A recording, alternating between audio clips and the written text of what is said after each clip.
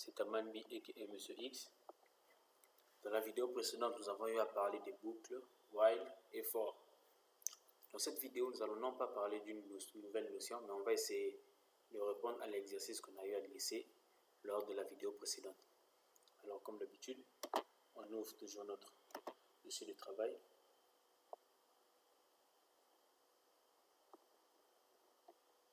Ok, on ouvre. Ah, ok, j'ai cliqué avec VLC. Ok.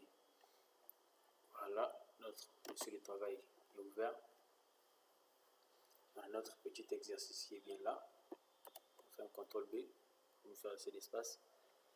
On doit écrire un programme qui demande le nom, le post-nom et le pronom des utilisateurs. Puis stocker le tout dans un fichier. Le nombre de personnes maxi est de 5. Donc pour commencer, on doit déjà avoir un fichier de destination. Demander le nom, post-nom, prénom des utilisateurs 5 fois. En lieu et place d'écrire le même programme 5 fois, on va passer par les boucles. Donc c'est là l'importance vraiment des boucles. Pour commencer, on va créer un fichier.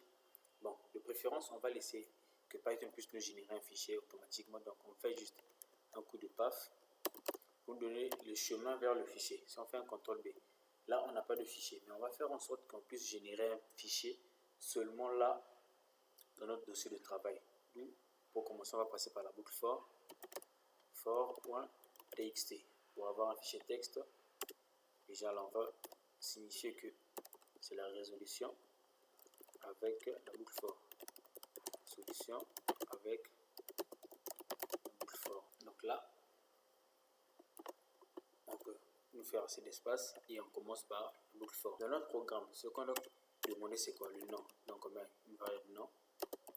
Comme d'habitude, un input, un message. Entrez votre nom. Deux points. Donc on a demandé le nom, le post-nom et le prénom. Du coup, on peut dupliquer ceci pour gagner un peu de temps. Là, on a le nom. Il faut juste ajouter post. Là, il faut juste ajouter un pré pour avoir ce que l'on souhaite. Donc ici, on vient, on ajoute pré. Là, on met un post. Là, on garde le nom. Maintenant,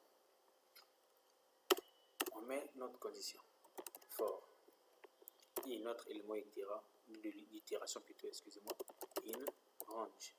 L'intervalle indique que 5 personnes. Si on prend l'intervalle de 0 à 5, on aura bien 5 personnes. Mais en termes d'affichage d'une liste, on ne peut pas commencer par 0 à 1. On doit directement commencer par 1 et autres. Du coup, on va essayer de modifier notre intervalle tout en ayant 5 éléments.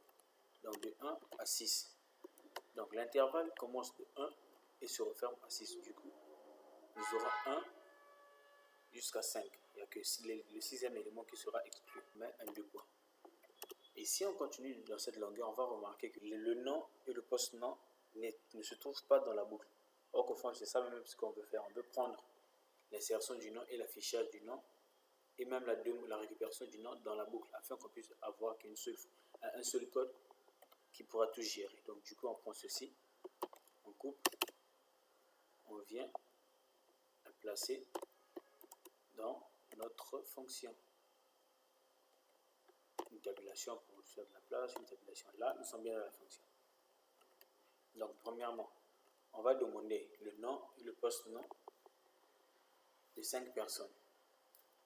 Là, on a bien récupéré les noms. Qu'est-ce qu'il nous reste à faire? C'est les insérer dans notre fichier. Je vais peut-être essayer de mettre les commentaires afin que chacun puisse se retrouver aussi. Donc, un petit coup de PS3. Récupération de nom. Juste post nom et prénom. Là, on récupère. Et ici, nous allons ouvrir le fichier. Ouverture du fichier.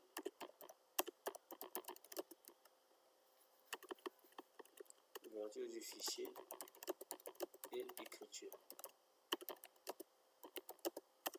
dans le fichier. Bon, laissons juste écriture. Donc là, nous allons ouvrir le fichier et insérer les valeurs, donc écrire dans le fichier. Souvenez-vous de ce qu'on utilisait with open. On prend notre path, donc le chemin. On sélectionne le mode. On prend le mode A pour écrire, on lui donne un alias, on va l'appeler doc. Donc le diminutif de document. Donc là, on a l'ouverture du fichier en mode écriture. Et qu'est-ce qu'on va faire? On va faire un coup de doc.write. Write, c'est pour écrire dans notre fichier. Et qu'est-ce que nous allons écrire? On met un f-string pour utiliser les variables. On commence déjà alors par mettre notre élément d'itération afin d'avoir une liste avec une numérotation. On va mettre le nom, espace, suivi du post-nom,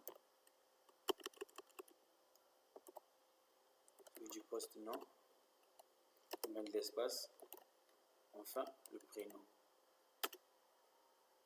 Là, on a bien ce qu'il faut, mais il est très important de savoir que si on laisse tourner le processus comme ceci, les noms des différentes personnes, vont peut-être s'afficher à la suite. Donc du coup, on doit mettre un retour à la ligne. Pour mettre le retour à la ligne, c'est un backslash suivi de n. Là, à chaque insertion, il y aura un retour à la ligne. Comme ça, vous allez remarquer que les noms vont se suivre. Voilà, on a fini notre exercice. Et là, on va lancer. Avant de lancer, j'explique un peu. La première ligne du PAF, c'est l'emplacement de notre fichier. Si vous remarquez bien ici, de ce côté-ci, le fichier n'existe pas encore parce qu'on n'a pas encore lancé le programme. Lorsque nous allons lancer le programme, il va commencer par chercher le fichier. Dès qu'il ne va pas trouver le fichier, il viendra le générer automatiquement ici. Et là, c'est notre boucle. On dit que pour i, qui est l'élément itérable, donc notre itération, dans l'intervalle allant de 1 à 6, on sait que 1 est inclus, mais 6 est exclu, donc il y aura de 1 jusqu'à 5. On récupère le nom, post-nom, prénom, puis on ouvre le fichier et on écrit nom, post-nom, prénom. On fait un CTRL B pour avoir toute cette zone-là à nous. Et on réduit pas, ok. On lance. Voilà, on est bien là, entrez votre nom.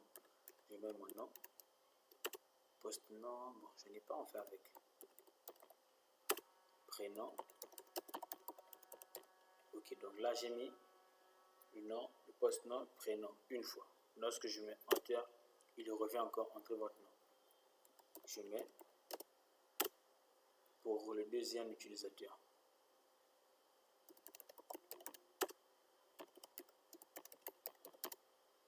Là, ça fait déjà la deuxième personne que j'enregistre. Là, il me demande encore entre le nom, d'où la troisième personne.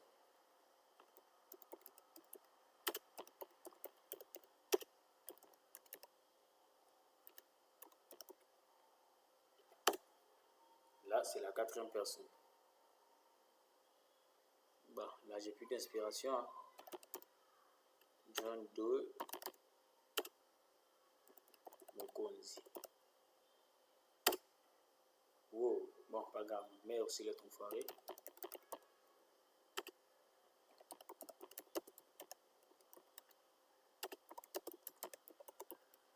En tout cas, je suis très sérieux. C'est ça son nom. Ok. Vous avez vu qu'il m'a demandé et redemandé. Et allons vérifier. Premièrement, s'il a créé le fichier, un CTRL B. Voilà, c'est pour passer là. CTRL C, on ferme la voie, on sort du terminal. Un CTRL B. On remarque bien que le fichier a été bien créé. Dès qu'on ouvre le fichier, vous voyez qu'on a bien les 5 personnes. Et là, c'est bien nom, post-nom et prénom. Et il y a la numérotation. La numérotation a été incrémentée parce qu'on a mis le i devant tout ce qu'on devrait bien écrire. Donc, l'élément incrément, le nom, post-nom et prénom. Voilà, on a écrit avec la boucle for. Mettons maintenant les choses au clair avec la boucle while. Du coup, on peut fermer ça. CTRL B pour nous faire de l'espace. Bon, au lieu de refaire ceci, on va juste garder le path et mettre tout ceci en docstring afin que l'interpréteur puisse sauter tout ceci et modifier aussi là. For, contexte, non, ce sera avec while maintenant. While.txt. Ok. Avec la boucle while, on a bien dit que l'itération, donc l'élément itérant est manuel. C'est pas comme ici où l'élément itérant est automatique. Donc, on va déjà commencer par initialiser le i qui est égal à 0 et on met tant que i est inférieur ou égal à 5 pour avoir 5 répétitions. On commence déjà par récupérer, bon, comme on a déjà écrit tout ceci, on va juste copier ça pour gagner un peu de temps. On copie et on vient coller ici. Donc là, on récupère le nom, post-nom et prénom et on ouvre le fichier. On copie encore. On dépose ça ici. OK. Donc là, on demande le nom, post-nom, prénom et autres. Et ensuite, on vient écrire. Et ne pas oublier l'élément incrément. Parce que c'est le plus important. Si l'on oublie d'incrémenter la valeur de i, nous allons voir que nous allons tomber sur une boucle infinie. Donc ici, après avoir écrit, on doit dire à i de s'incrémenter de 1. J'espère que tout le monde a compris. Bref, viens lancer le système et lançons notre script pour voir ce que ça donne. Entre le nom, on remet les mêmes noms.